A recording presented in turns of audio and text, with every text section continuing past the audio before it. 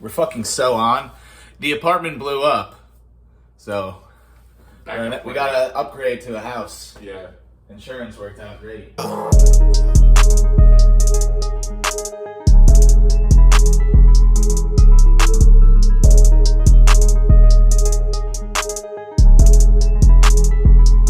Shoop, I'm Chuck.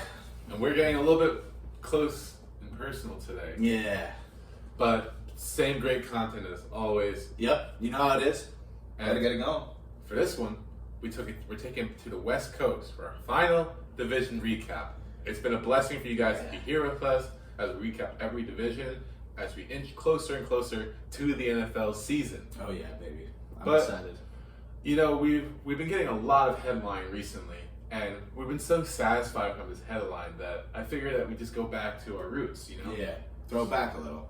Dubs and L's coming right up for you. Chuck, give me a dub. Let's start this off. So first off, it's gonna sound like an L, but I mean, it actually turns out into a total dub. So Tony Jefferson, I think he's been in the league for like 10 years. He was on the Cardinals, and now he's on the Ravens, veteran safety.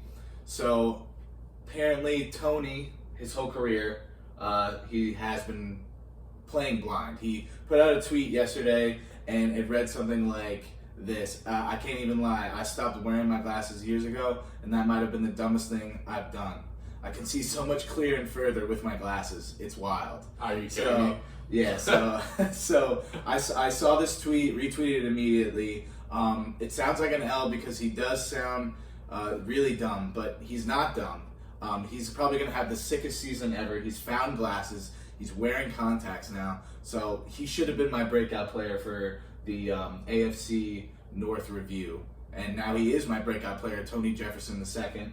And he's going to see the whole field now, and I think he's going to win a Pro Bowl finally in his 12th season. Oh, wow. So He it was couldn't even see. through college too. Through college too, he said. He said throughout throughout college, he said he stopped wearing glasses in college, whole NFL career. I don't know how you can play safety in the NFL and not see. I don't know. He did well enough to get a starting job. Yeah, seriously, he's been in the league long enough with no glasses, so can't imagine what he's like with glasses. Yeah, he's got to be kicking himself. Yeah, But he's taking in great spirits, so at the very least. it's an L. I mean, it sounds like an L, but it's actually a dub for Tony. So good luck, Tony. Good luck this season. I hope he balls the fuck out. I hope so too. Speaking of balling out, so this is some recent news that I found out, although the news itself isn't new. So my dub is going to go to AJ Dillon. Well, he's primed for a very good season with the Packers. Beast. But what I did know about him, he's actually a fantasy football aficionado. So there's this competition online called the Sleeper Bowl. Now, Sleeper is a fantasy football platform that was developed in recent years. I use it. I like it. People love Sleeper. It's probably the best fantasy football app out there right now. So the Sleeper Bowl is a competition hosted on Twitter where a bunch of fantasy football analysts get together and they compete for a prize that gets donated to charity. And as a special guest last year, they invited AJ Dillon to compete in the league. Pretty cool, right? Well, I don't think they expected AJ Dillon to win the league. Well, he did. And this was his first season ever playing fantasy football. And when you look at his roster, I mean, he's got Aaron Rodgers as quarterback, of course, but he doesn't roster himself. But he rosters guys like Jared Patterson, Amon-Ra St. Brown, Chase Claypool. It's remarkable. It goes to show, I guess. He won with that team. He did. I mean, Amon-Ra St. Brown did have a fantastic playoffs, so that definitely helped. But he beat all these fantasy football experts on top of it, and he didn't use himself. So, no legality, no morality issues there. Yeah.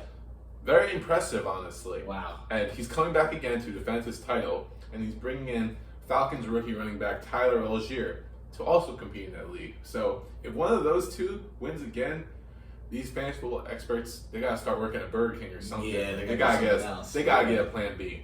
And move on to my L. Okay. So my New York Mets have been tearing up the competition recently, especially this past weekend against the Braves. Their division rival extended their lead to 6.5 games by winning 4 out of the 5 games in that series. Now, Mr. Spencer Strider, who's been very good as a rookie this year, he pitched the last game of the series versus Jacob deGrom. He got knocked out before He finished his 4th inning. He gave up 7 hits, 6 runs. He was thoroughly I don't embarrassed. even know who this guy is. Well, he's pretty good. Yeah. He made some rather interesting comments after his loss to the Mets. He said that the Mets had a lot of weird hits. They seem to be having a lot of luck right now offensively. That's great. It's August. We'll see what things are like in October. First of all, you're a rookie kid. You haven't proved anything. So sit down. First of all, you got served by one of the best pitchers in the league of maybe our generation, Jacob deGrom. So why don't you take and learn from him instead of making excuses for yourself? But bottom line, his comments came from a lot of this. If you can't see, this is pink Himalayan salt, a special salt for a very salty guy. The saltiest of salts. And this right here is me pouring out your L's into my hand. Take this L, Mr. Strider. What you got? Eat it. All right, so my L is going a little along the lines of we went football, we went baseball. Now we're gonna dip into some basketball here. So Diversity. Our boy Kelly Olynyk, he had his wedding. Congratulations, man! It looked amazing. It looked like you had the time of your life. I'm very happy for you. It's just I have one question, and I think it goes against wedding etiquette and any culture around the world. He's wearing a backwards hat, like probably during the whole thing and in the beginning photos.